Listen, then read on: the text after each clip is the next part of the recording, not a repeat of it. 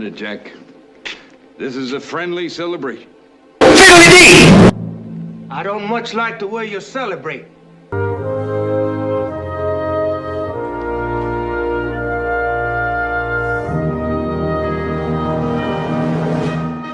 I pledge allegiance to the flag of the United States of America and to the republic for which it stands, one nation, under God, indivisible, with liberty and justice for all.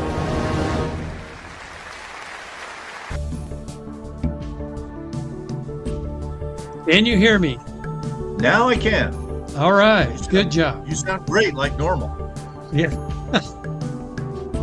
Silent mode, right? I was going to make you read my lips for an hour.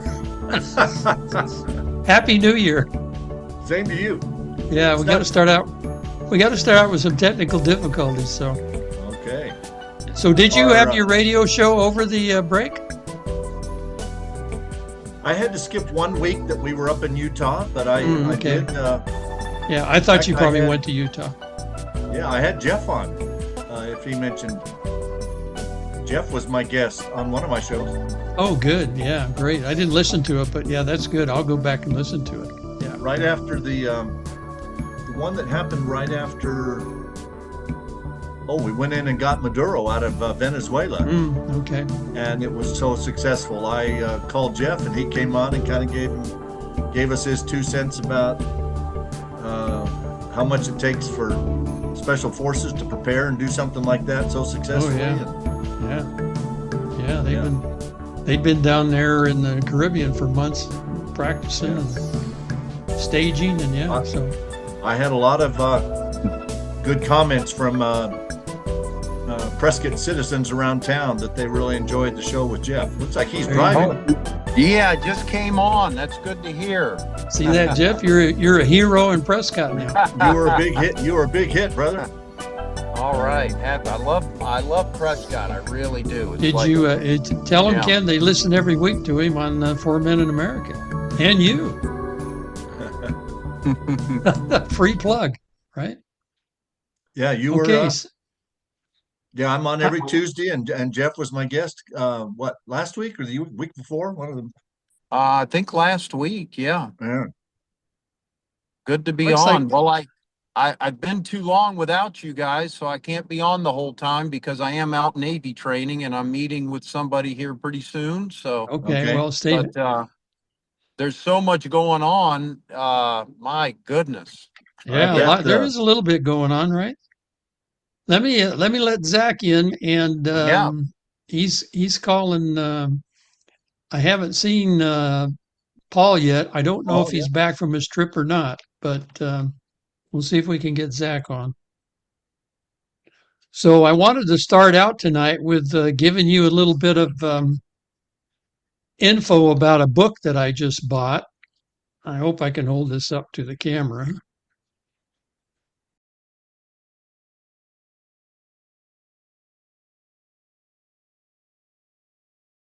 Let me see if I can get it up here.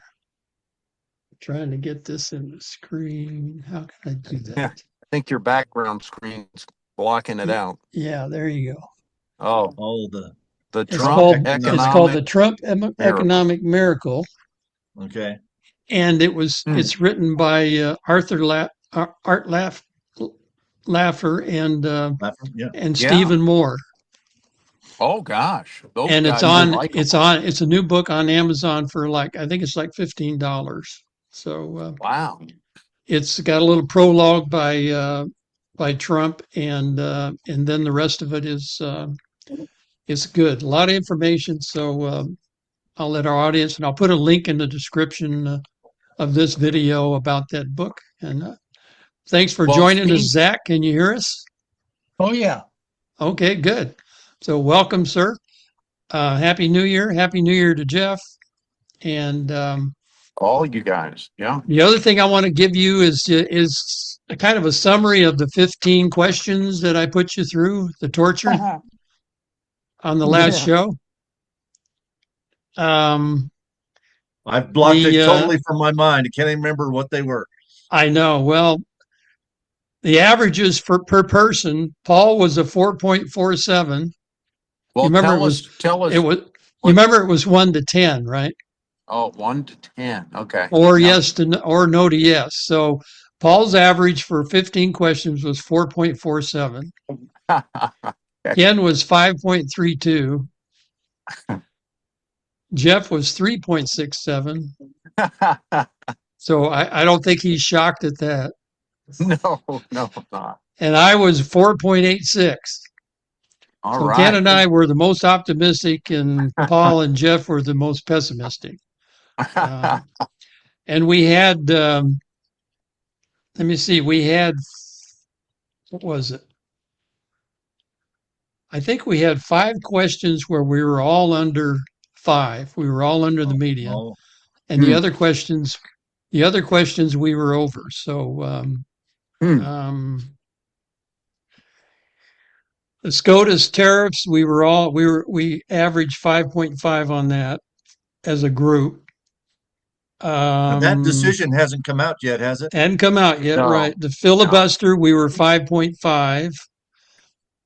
Are there going to be arrests in the Russian collusion? We were 7.63. That was the average. So we were pretty optimistic about that. And by the way, that grand jury is going full bore now, and they've assigned a prosecutor, and which is taking place in the Southern District of Florida. I think Fort Pierce is where that court is, and that involves all of the key players that we all love and appreciate for their crimes, right? Yeah. You just made Zack kind of throw up in his mouth a little bit. I know. Is Congress going to codify all the president's EOs? Was averaged out to 5.5 for all of us. Somali fraud and deportation, 6.63. Are we going to win the midterms? 5.28. Is the economy bad or good? We were 6.5. And drug boat attacks, we were 9.75. That was the top. There you go. And is Trump going to stop the Ukraine war? We are with 6.5. So Okay. those are the high ones. The other ones were low. So I had one more question to add to this that I want to ask you now, because it's jumped up in the news. As Jeff said, there's a lot going on. Is Trump going to invoke the Insurrection Act, at least in Minnesota? I'm a 10. Yeah. So go ahead, Ken. What do you think? 8. Ken's an 8. Okay. Jeff? Well, you might be surprised, but should he? Yes, a 10. Will he? I think I'll be a 9. I'll be in the middle. I don't know why he wouldn't at this point, especially with the Supreme Court ruling on the Chicago. Boy, if we ever have time to go into detail about that, that is probably the most moronic writing I've seen out of the Supreme Court since, well, you could probably say since Roe versus Wade, but I'd take it back, back into the 1850s, right? So tell the audience real quick what the ruling was. Well, it's kind of difficult to explain, but what they did is they redefined what the forces means. By they redefined what regular forces meant in Article 10. If the government can't control policing or peace, I can't remember right now what the wording is, with the regular forces, but that has always been interpreted to mean with the local police or, sheriff's department within the state, the regular forces, then he could call them up. But the Supreme Court is now saying what it meant is the military, the active duty military. If you can't control what's going on with the active duty military, then you can call in the National Guard. And that is the most moronic interpretation. And Kavanaugh, even though he agrees with the moronic interpretation of regular forces being active duty, he said that could open up a can of worms because now you've got the only way to call up the National Guard is if you can show that the regular forces or active duty can't handle it. But the problem is, how can you call up the active duty? And Kavanaugh uses an example like, what if there's an emergency in Philadelphia and you can't call up the active duty and they're not there, but the National Guard could be called upon. And there's all sorts of problems with this ruling. I mean, it is horrible. So anyway, I could spend an hour on it. Yeah, it assumes that the National Guard could handle something the regular forces couldn't. Well, but no, what it does is it gives Trump more leeway to send in the active duty now. So that's my point, is why I'm very high of saying you should impose the Insurrection Act and send in active duty, not just the National Guard, active duty. Do it now. The Supreme Court, in their moronic way of trying to keep the National Guard out of Chicago, opened a wide lane for him to send in the active duty troops. That's my point. And maybe that's why it's sort of jumped out of in the news here in the last 24 hours and it's Truth Social posts, because just for that reason. So, but there's enough going on in Minnesota, I think. And I think the mayor and the governor are being insurrectionists. Agreed. And therefore, therefore you can declare the Insurrection Act to stop all this. So absolutely. But just by definition, by their conduct, right? Yeah. So, any comments, Ken, Zack? Well, yes. To me, it looks like if he was going to do the Insurrection Act, he should have done it at least a month ago, maybe 2. It could be that he's setting the stage to declare martial law. Yeah, and you wrote me a note to that effect too. So, yeah. The direction this was going, who they knew was financing these people in these cities, how much they were paying, and they were moving them from state to state. Right there is a big federal crime. Crossing state boundaries to engage in an insurrection is right on the edge of a hanging offense. It's treason. Yeah. So if he does the Insurrection Act, there's going to be some ambiguity as to what legal processes are available. If he declares martial law, then that neutralizes the courts. Yeah. Right off the bat, including the Supreme Court, and the military takes over. Yeah. The Judge Advocate Corps does the trials and the executions. So I think that's on the table. Well, I think, if the Insurrection Act failed, if that action failed to resolve the problem, that's a possible next step in some of these blue cities and blue states. I mean, well, here's the whole thing. They're out of control. They know who these people are. They know who's paying them. They know how. And they're just letting them continue. Yeah. So what they're doing is allowing the situation to exacerbate itself. Now, I want to mention something else before we go any further. Organized crime cannot exist without political protection. Yeah, exactly. That's what's going on in Minnesota. That's what's going on in Chicago. That's what's going on in LA. That's what's going on in Portland. Mm-hmm. That is exactly what's going on in New York City. Yeah. Oh, yeah, sure. So yeah, I exactly agree with that. The amount of seriousness that is going to have to be displayed to the public for the amount of law enforcement or military action to take the people that are involved which was probably a fair number of congressmen and senators, to trial, it's going to have to get a little worse. Yeah. Well, That's certainly what I if they think. are involved. Yeah, if they are involved. So, yeah. Well, So we got let me change real quick to another subject because I want to get this into you guys before the hour is up. I I I wanted to ask you all one at a time, and we can start with Jeff if he's on a short string here, short I time. am. I got about 5 minutes. Okay.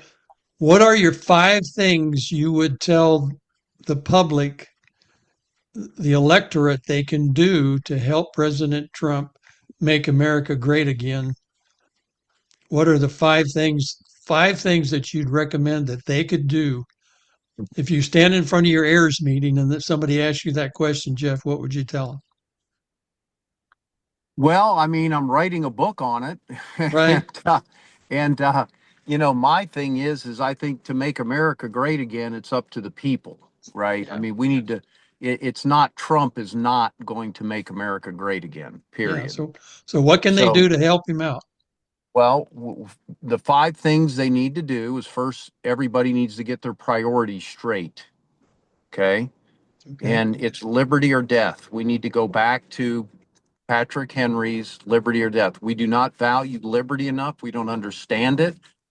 And so we need to reprioritize our own priorities in our life. That safety, security, comfort, convenience, and lifestyle is not more important than our liberty if we want the opportunities for our children that we have had. That's number one. Number two, to help them make America great again, we've got to have the same vision that the founders had, which is a nation based on that all men are created equal. We want the opportunity to reach our potential and fulfill our happiness and pursue that happiness. We need to understand the Declaration of Independence, our values, our ideals, and we need to unite around those. Number three would be we need to have an adherence and hold sacred the Constitution, not for the Constitution's sake, because it is the guard that protects our values and visions and ideals in Declaration.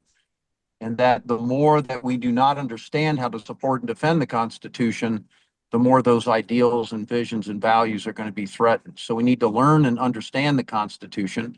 And when Trump comes out and says he's going to restrict credit cards to 10%, that we need to jump on him and say, that's moronic.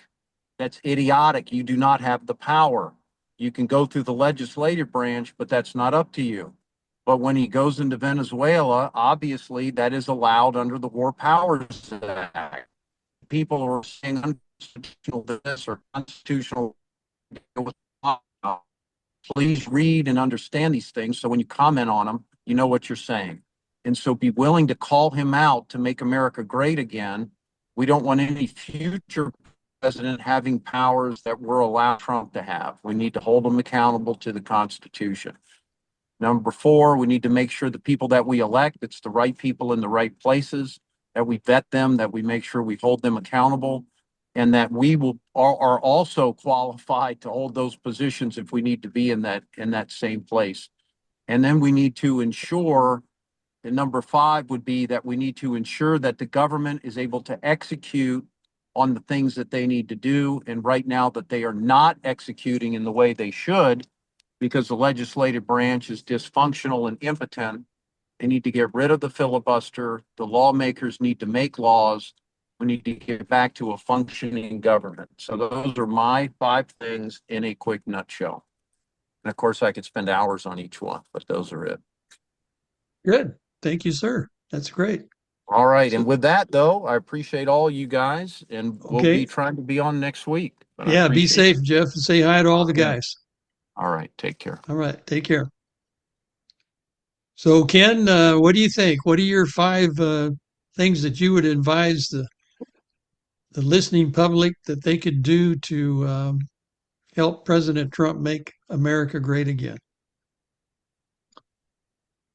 Well, almost all of my 5 would be around the idea of demanding accountability and transparency. Okay. One would be demanding transparency in the financial operations of every level of government. I think it was Secretary Bessent who came out a few days ago and said that his estimate of fraud in the federal government spending is 10%. I actually think that's low. Yeah, I heard him say that. Yeah.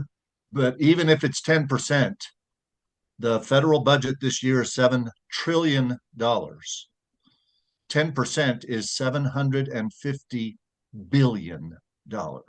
Yeah. And I think it's probably closer to 20%. But so my first thing would be demand transparency of the federal government, every dime that it spends, all the way down to your state governments, your city governments, your county governments. We need more transparency on where money is flowing. And that would probably include a regular order in Congress for a budget. Well, I'd love regular order, but until we get it, and we haven't had it for long time, long time, I think we would do ourselves a huge service by just knowing where the money's going. Mm-hmm. Yeah. Second area of transparency is in our elections. We should demand that before an election is certified, that the ballot images, the spreadsheets, and what's called the cast vote record is made public so that people can see, do the votes add up? Yeah. Much more transparency on voter rolls, much more transparency on who voted, and making sure that people aren't voting more than once, or making sure that we have the same number of ballots as we have voters who voted on the voted list. We need total transparency in our elections. Okay. Did you see I'm sorry. Did you see the Supreme Court decision about election integrity that came out of Illinois, out of an Illinois case, where the three candidates sued the head of elections in Illinois because they kept counting mail-in ballots after midnight of election day. And their argument was it got thrown out because the state court, I guess, said that they didn't have standing. Well, so I think that the Supreme Court said the Supreme Court's interpretation was they didn't rule on what they sued on; they just ruled that they did have standing. So, is that going to help? My interpretation of what the Supreme Court did is that they required either the Court of Appeals or the district courts to hear the cases that they had refused to hear from those plaintiffs. Right. So we still don't know whether those courts individually or collectively will respect the rule of law and say you can't just keep voting or counting ballots after whatever the cutoff is for elections. I mean, in Arizona, if a ballot is not in the possession of the county election department by 7 p.m. on election day, it can't be counted. Other states have this, stupid thing that, if it was postmarked before, then we'll count it whenever it does end up showing up. So we've got such wide variety of how the states have set up their elections that. Well, federal law calls it election day, right? I don't know. Yeah, I think I thought it was elections. Yeah, I thought federal law talked about. Well, they claimed in this case that the people that sued said that they quoted some part of federal law that says it refers to the elections as election day. And that was their basis of their, you can't keep counting ballots. So anyway, go ahead, Ken. What's your, yeah. So, first is transparency and following the money Mhm. in all levels of government. Right. 2, total transparency in elections. 3 is we got to spend more time studying history and the Constitution and not watching garbage on TV. 3, or let's see, that would be 3. 4, we've got to be skeptical of just about everything that anybody says, especially people running for office. And I've done that 20 times over my 30-year career, to make sure that they're telling us the truth. The amount of BS that's being spouted as though it were fact is so. So what do we call it? Candidates, truth in government or something? Truth in campaign. I don't know what it is, but we've got so much stuff trying to be passed off as fact that is not fact at all. Yeah, understand. Just Those are the 4 money, I can come up with. Sorry, I can't come up with 5, but okay. Well, that's okay. That's a good start. Yeah, you have another week to think about the 5th one. You'll be back, I hope. Yes. Okay, Zach, what do you think? What are the 5 things you'd recommend to the public about how they can help Trump make America great again? And welcome, Paul. Happy New Year. Thank you. Same to you. Well, my opinion is a biggest problem that needs to be overcome. I think Obama passed a law that said you could lie to the public,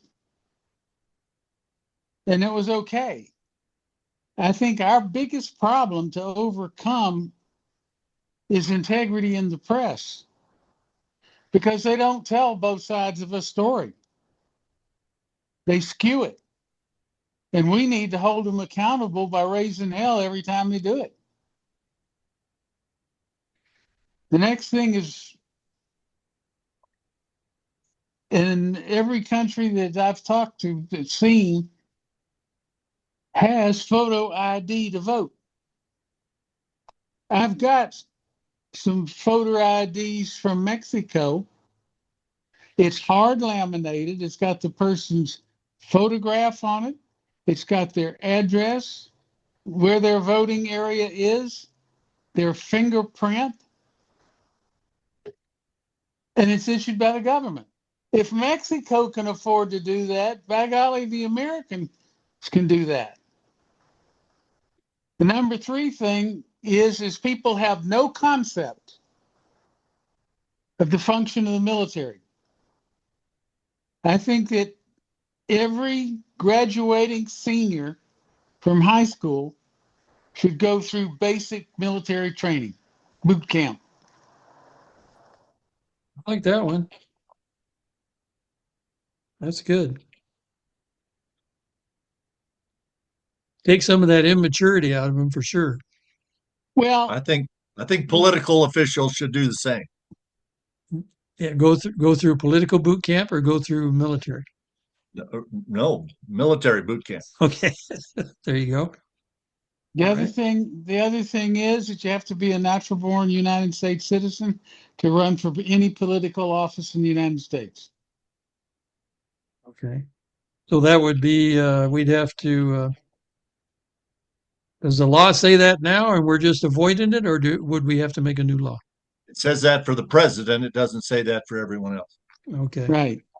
So I think there's a whole bunch of dual citizens in Congress. Yeah, I saw that the other day. Yeah, that's true. Yeah. But That's also, wrong. I'm trying to think how many congressmen we've got that are dual citizens. Ilhan Omar, Salib. This guy there's 2 guys from India. Yeah. I don't remember all. Some of them I can't even pronounce their name. Yeah, well, nobody can. They might not be able to. Yeah. There's always going to be a problem with ballot stuffing as long as we have mail-in ballots. I disagree, Jack, but I respect your position on that. I think we can verify that ballots came from legitimate voters by mail or in person. But we don't do a good enough job, and so you're right. Most of the crap probably happens by mail. Yeah, and it starts with the voter rolls. Okay, I know dead people vote because when I get the final voting tally after the vote's over, I see these people that I went to their funeral at 5 years ago still voting. It's not somebody told me that. I've seen it. But Zack, aren't these people hyper patriotic? Well, they're pretty cool. Hyper patriotic. My dad voted after he died. Now the last mailing we did of campaign literature for a Republican in LD2, over 100 of those mailings returned as no such address. Yeah. And well, that's voter roll problems, right? Isn't that what Harmeet Dillon's working on real hard? Is voter rolls in all the states? Guess who was one of those people? Who? Harmeet? Me. Oh, you. Okay.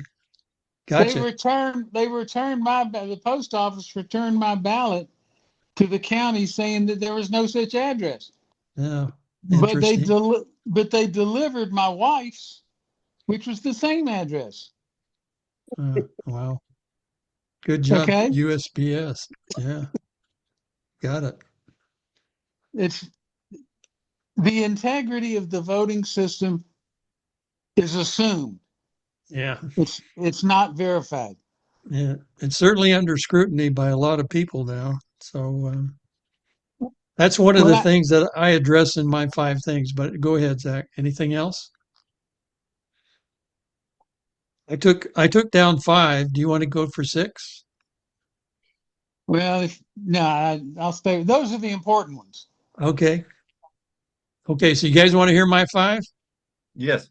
Okay. Well, my first one is going to be my last one because it's the easiest one for people to do, but it really should be last on the list. So I'll start out with I want to see us all work to get more Christians registered to vote. The Christians are undervoting, and they're a big voting bloc, and their propensity to vote is good if they're registered, right? It's like over 70%, but only 56% voted in 2024 is some of the numbers I've been looking up.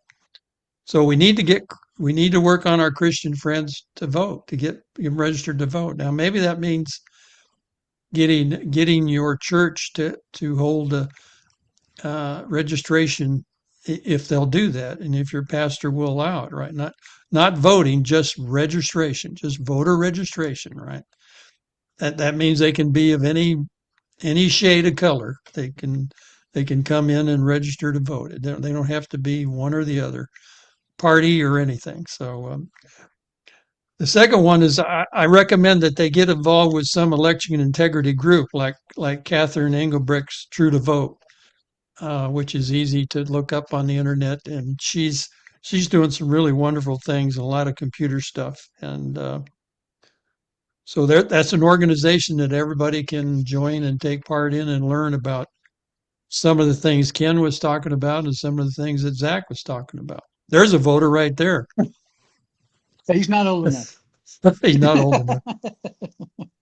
Okay, the next thing is to contact your congressmen and senators. I know how painful that can be sometimes, and offer support for number 1, the SAFE Act, right? Which is now called, Trump wants to call it the Save America Act. But that would be the first thing. We need to get that voted on in the Senate. The Senate's the one that's holding that up. And guess whose desk that's laying in? It's laying on McConnell's desk. His committee has had it for a year, Mitch McConnell, and hasn't voted on it because they voted for it a year ago. The House did. So, and as part of that, we need to be poking our congressmen and senators about the Russian hoax investigation, because there are a lot of people that believe, and I'll send you guys, and I'm going to include a little portion of a video that a YouTuber had. You remember George Papadopoulos? Mm-hmm. Might recall that name, but he did an interview with him, and this is something that he recommended. He thinks that grand jury investigation of these people that we all know and hate. Well, we don't really hate them, but we don't like them. It'll cut off the head of the snake if this grand jury is successful, and he thinks that might be a key to the midterms. So it's important for us to do all the damage we can in 2026 and make sure our guys win. Please help unpack. Give me some light on the grand jury panel, which looks good that it's in Florida.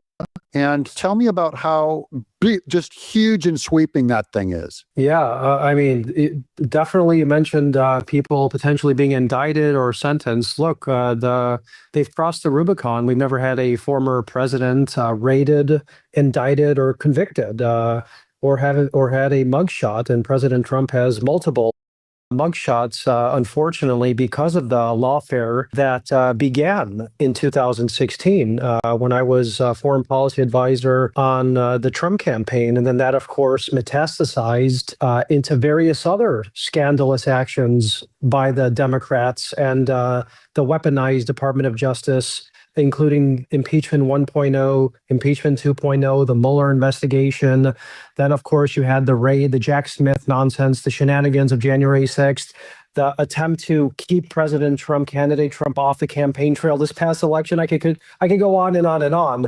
So this is radical stuff. I mean, this is, your viewers are very well educated and have been following these very disturbing stories, but this is a pattern that must be disabused, and it can no longer continue if we are going to survive as a republic or as a functioning society, because it doesn't matter if the Republicans are in power or the Democrats. If one is in power, they weaponize law enforcement in pursuit of political power or to control power or to gain power, then we no longer have a free and fair democratic process. And that's really what my book, Deep State Target, How I Got Caught in the Crosshairs of the Plot to Bring Down President Trump, is all about. I was also the executive producer of the series on the Tucker Carlson network, All the President's Men, that covers this in a video format, explaining all of these various efforts. But look, why this is so important today. The investigation into Obama, Brennan, Comey, the Democrat Party as some sort of criminal syndicate organization is incredibly important for this upcoming midterms, because President Trump has only lost one election, if you're not counting 2020. Yeah. And that was the midterms in 2018. How did he lose that? He lost it because Mueller ascended to power and basically had a media apparatus that confused the American public, and that's how the Democrats gained power in that election. We now have people like DNI Gabbard, who I think is doing an outstanding job, Attorney General Bondi, who I also think is doing a great job, and others who are there at the right place at the right moment to take this investigation all the way to cut the head off of the corruption. And the head is people like Obama, Brennan, Comey, and others who are basically the face of the modern Democrat police state and the modern weaponized party of which the left has basically devolved into. So what this investigation is now uncovering, Doug, and for your viewers to understand, is not simply about the spying that happened in 2016 and that effort. It's looking at this pattern that I've been explaining here over the last 10 years of how the Democrat Party has devolved into a criminal syndicate which has sought to disenfranchise conservatives, arrest conservatives, interfere in elections, and shred the Constitution in the process. And that is all now under scrutiny. And why should Patel and others go all the way, Doug, this is going to have a momentous impact on this upcoming midterm, because both the left and the right will look at themselves in the mirror and ask themselves, as an American, am I proud that my leadership, meaning the Democrat Party, did what they did in an illegal fashion to steal an election, or elections plural? The answer most normal people would give themselves is absolutely not. This is not the party I grew up with. This is not the Clinton Democrat Party. It's not even the Kennedy Democrat Party. This party has to be shredded, thrown into the dustbin of history, and redeveloped into something normal. And I hope that is what the lesson of this grand jury and the subsequent investigations will ultimately show. And then the people on the left in America, who I have many friends who are on the left. I was born and raised in Chicago. I live in Los Angeles. I mean, it's impossible. I'm an artist. I was born and raised in Los Angeles, so I got tons of lefty friends. But I will tell you one thing, Doug. Based on, I've been living in LA for the last 7 years. I have a lot of friends in the creative spaces, arts, and they are actually curious about the things that I'm talking to you and your viewers about. And when I explain it to them in a semi-articulate way, as I try to, they look at me and say, you know what, that doesn't sound good. That sounds very shady, meaning what the Democrats did to you and others. Let me look more into this. And that's really why, if you look at this in its totality, the Democrat Party right now is at its most unpopular ratings ever. Its rating approval, I think, is around 15 to 20%. It has no real identity. There's really no, outside of Barack Obama, who is the actual leader that you can actually identify today in the Democrat Party and say, this woman or man will be the person that has the best chance to win. Mm-hmm. It's not Gavin Newsom. It's not AOC. They basically have no one in the middle. And I think because of how far left and crazy these people have gone, the Democrat Party wants somebody in the middle, but they don't have that type of person going into especially this midterm election. So I'm very optimistic about how the Republicans will fare this upcoming election and going into 2028. Clapper and Brennan and Obama, and they're all involved with this Russian hoax and all of these attempts to discredit Trump and hurt his administration and keep him from running again, and so many other things. And the other thing is that you talked about the media, Zach. I say get people informed about alternative media. There's a lot of alternative media, and there is some nonsense out there, but if you can weed out the nonsense, there's some good alternative media, some good people doing some good things. And like Dan Bongino is going to be back on the air pretty soon doing his show. So but there's some really good alternative media to counterbalance the mainstream media where and I heard Catherine Levitt today in her press thing. She really got on one of the guys in the press, man.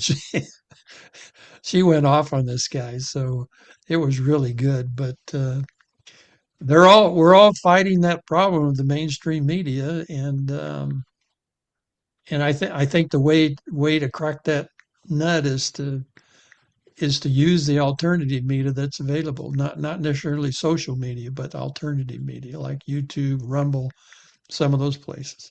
And then the final thing is, if you can't do anything, if you don't have an email address, if you don't have an email, if you can't get on the internet, if you just feel you can't do anything, pull $1 out of your wallet or out of your glass jar and send it to President Trump's PAC, because he's raised almost $400 million now, and that's probably going to go mostly to winning the midterms, along with Elon Musk helping out in that cause. So give $1 and mail it to President Trump, and it'll probably be well spent fighting that battle. So that's my 5 things. I got 5. Okay, yeah, you go, Paul. Let's hear from Paul. Let's hear you. All right. My first thing that would help President Trump is for us, when I say us, the voting public, to educate ourselves. Quit relying on ABC, NBC, CBS, the Communist News Network, et cetera, for your news. Educate yourself properly. Look for good educational opportunities like Hillsdale College or PragerU, and learn a little bit about your country and the way it should work. The second thing is kind of what you were saying there, Don, is to support your local GOP, not just with financials, but show up, be there, and be a working member of the local GOP organization. The third one, which is going to be difficult for many, of course, Ken's an expert at it, but that's run for office. Take your years of experience and expertise and put yourself in a position to be able to counter what the other side puts up. If you look closely at what the other side has put up, they're not running the best of the best. AOC and Kamala and those people, if that's the best they can do, that's a bad thing. Fourth thing is support your church and in the belief in God. And one of the things that I think you were talking about there, Don, maybe was the Black Robe Regiment.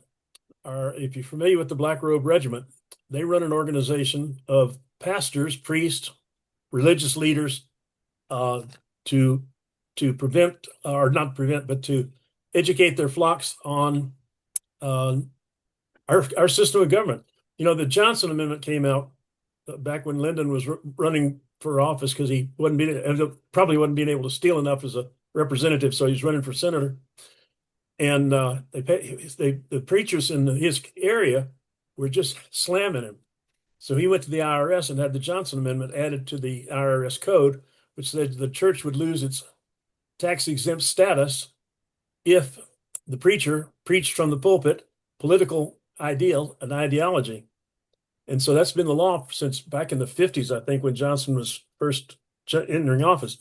And I think that's been repealed now.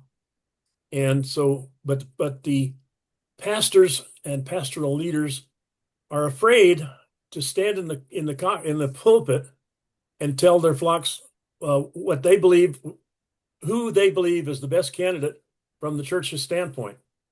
And so consequently, there are people going home from church without this knowledge of who would be the best person to support them, really, because we still need to keep our republic running.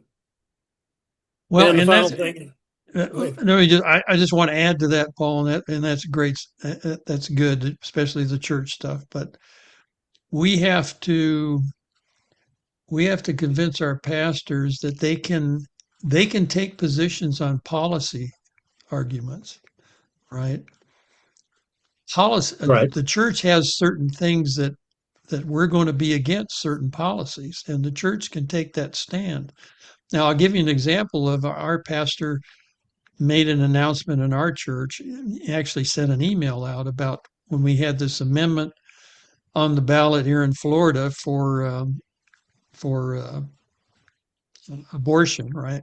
They wanted to legalize abortion through the entire period of carrying a baby, and that was on our ballot, and we voted it down. But he took a position on that. He sent out an email saying the church was against abortion. Well, he had some members quit when they got that email. So you know, there is some risk to even taking a position on policy issues. I just want to mention that. I'm not saying they shouldn't, but there'll be some people that, you know, will take that the wrong way. So you see, Paul. Well, Don, I was going to say that the big issue is you're right. If a pastor stands up at the pulpit and says, John Smith has this record and Tom Jones has this record, it is my recommendation that we go with Tom Jones, and here's my reasons for doing it. Now, if he agrees personally that killing a baby in the womb is a church-like program, then maybe he needs to lose some people and go to a church that doesn't. Yeah. But all churches need money, and that's why they've gotten so conservative in their political talk, is they don't want to offend anybody, so they don't want to offend anybody, and they don't support anybody, and that's a bad thing. If your pastor hasn't got the courage to stand up and say, I believe that this is what God wants, And I had a hard time believing, Don, that your pastor got up there and said, I believe God wants us to kill babies in the womb. Now, I don't know. Maybe he did. But anyway, that's my last. No, he said not to, but that's why people quit. So, but Yeah. he took that chance. I mean, he's a straightforward guy and very conservative guy. And Patty and I have sat down with him personally, and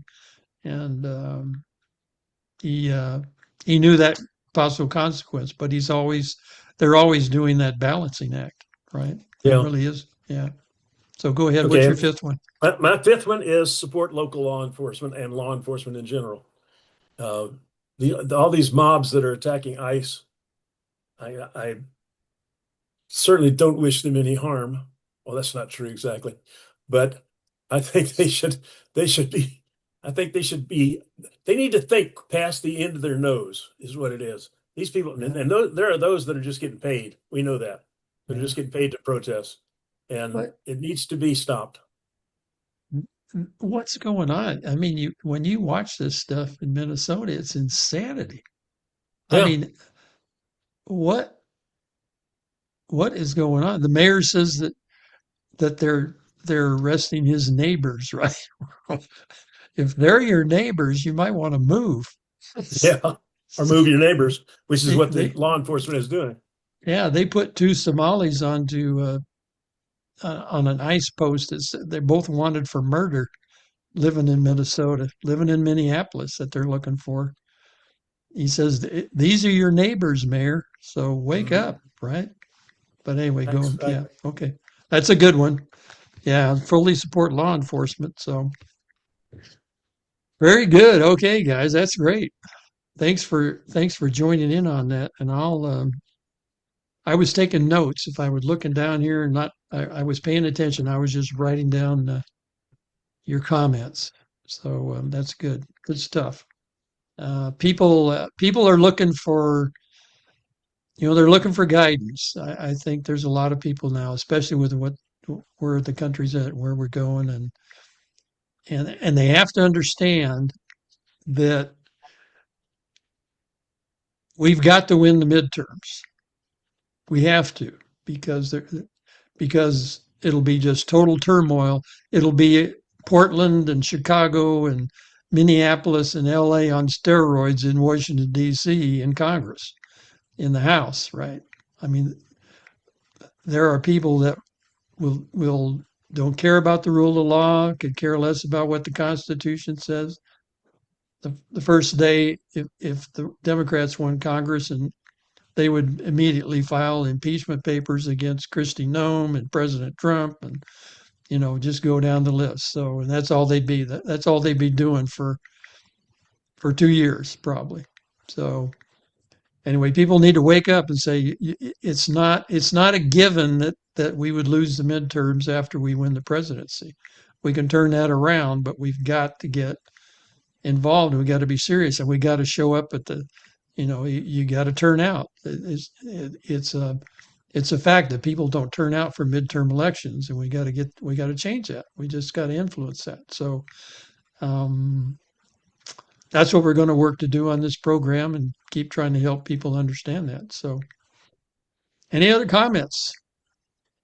Oh, I would just wanted to throw in that if anybody wants the website for the Black Robe Regiment, it's BRR, Bravo Romeo Romeo USA.org. Bill Cook is there.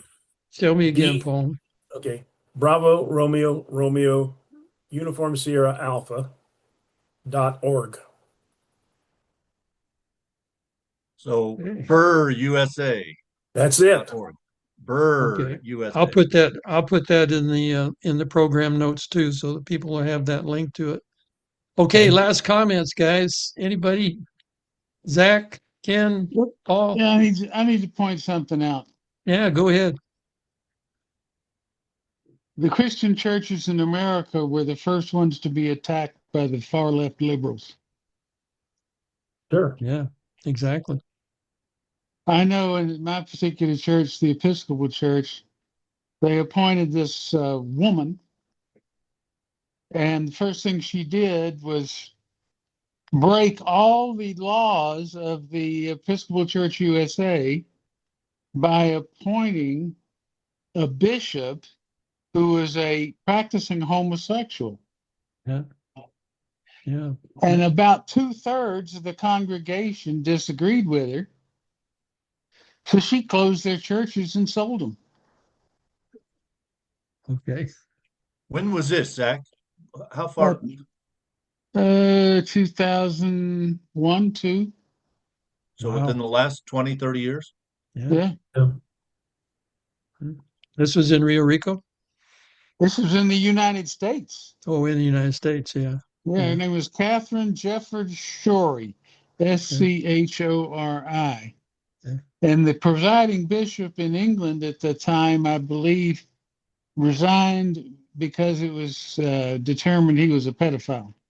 Yeah. Yeah. So those are the kind of people that had floated to the top in the Episcopal and Anglican churches. Mm-hmm. Yeah, I know. The Lutherans have the same thing. The Methodists have the same problem. No, the Methodists do, yeah. Yeah, the Baptist Lutherans are some of the biggest bring in the illegal aliens people into business. But the thing of it is these people like Catholic charities is not associated with the Catholic Church. Yeah, right.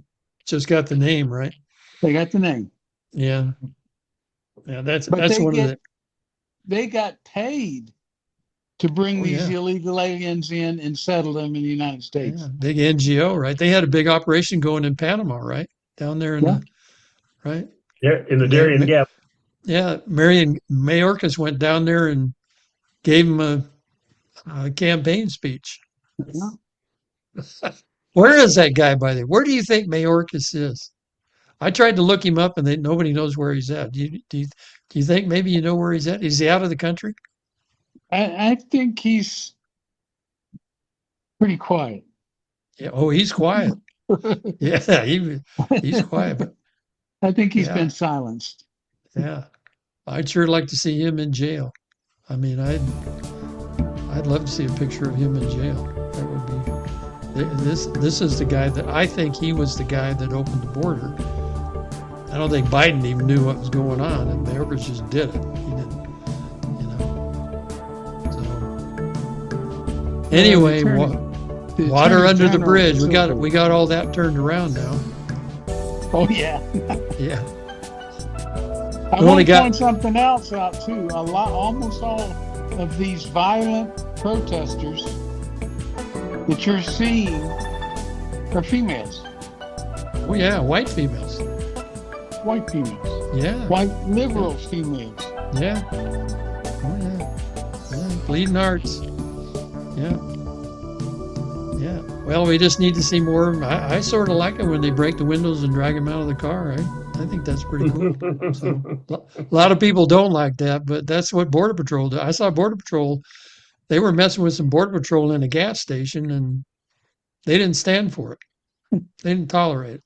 Imagine that. Yeah, I know. What a shock. Zach, you're just mean. No, you're just a mean guy. They send in the Border Patrol when it gets serious. Yeah. Well, they got a bunch of them up there now. You remember the Mariel boat lift? Mm-hmm. Yeah. Okay, well, we were the ones that were separating the ones that went to St. Elizabeth's Hospital because they were crazy. Yeah. And the rest, so we were doing the primary intake, and my goodness gracious sakes, nobody else in the world could have done it. Yeah. Those people that came out of Cuba and Haiti weren't human. Yeah, I know, especially Haiti. I have a question for Zach.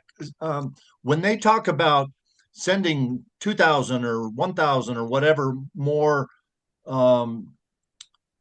Border Patrol agents into somewhere like Minnesota, where are they coming from? Are there that many new ones being trained fast enough to have a reserve like that? I don't know. This is what I do know, is that in the first Trump administration,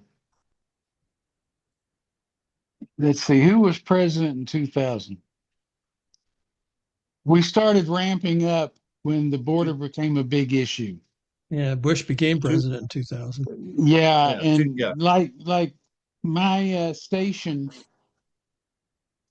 in Nogales when I got here in '88 was around 66 agents, and right after I retired, it was 1,000. Oh my. So what the TNA is, that tells you how many people they pay every month.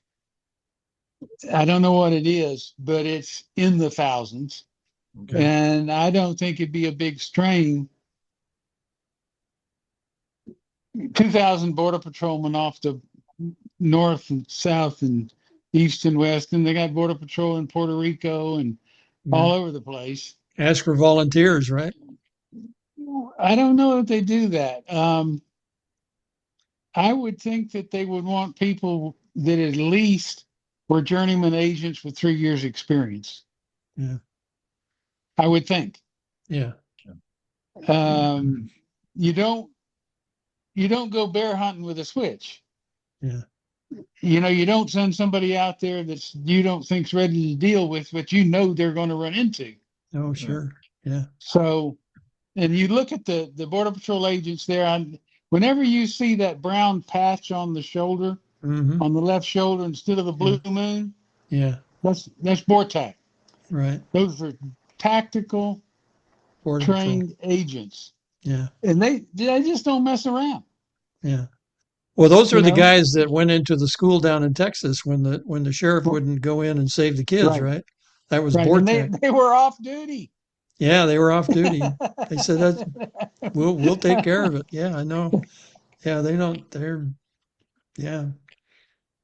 Yeah, every organization has that little group that's destined for that kind of assignment. So, and they didn't they hire what they have 10,000 new ICE agents a few months ago, and they had 60,000 applications. So, but I imagine they probably pull them from equal numbers. Who would make that decision? Would it be Homan or would it be Christy Nome? It'd probably be the commissioner of CBP, Rodney Scott. He used to be an agent in Nogales. Yeah, they'd make a request and then he would fulfill it, right? Yeah. Homan would say, "We need these guys in Minneapolis and get them up there." They just pick up the phone and tell him your orders are on the way. Yeah, there you go. Yeah. Yeah.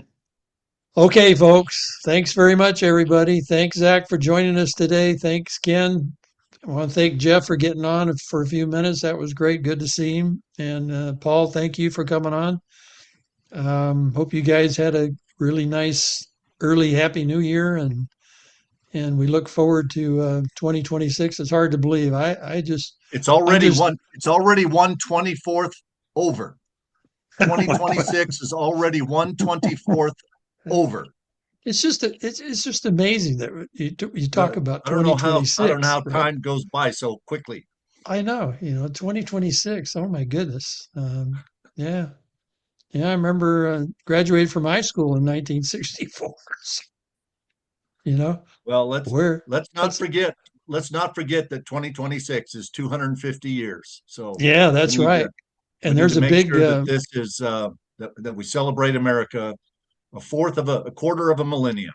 Yeah, pretty cool. Yeah, that's pretty good. Yeah, the country's done real good. So yeah. Hey guys, that's also the average lifespan of an empire. so let's not let it be our lifespan. Yeah, okay, that's right. Let's we got to keep it going. Yeah. So, okay, everybody, thank you for joining us. Thanks. This 4 Men in America. Subscribe and like, and God bless you all, and God bless America. And we'll hopefully see you guys next week if you can join us. Huh? Amen. Take care. Thank you. Bye-bye. If you want to change the world, start off by making your bed. If you make your bed every morning, you will have accomplished the first task of the day. It will give you a small sense of pride, and it will encourage you to do another task, and another, and another. And by the end of the day, that one task completed will have turned into many tasks completed. Making your bed will also reinforce the fact that the little things in life matter. If you can't do the little things right, you'll never be able to do the big things right. And if by chance you have a miserable day, you will come home to a bed that is made, that you made. And a made bed gives you encouragement that tomorrow will be better.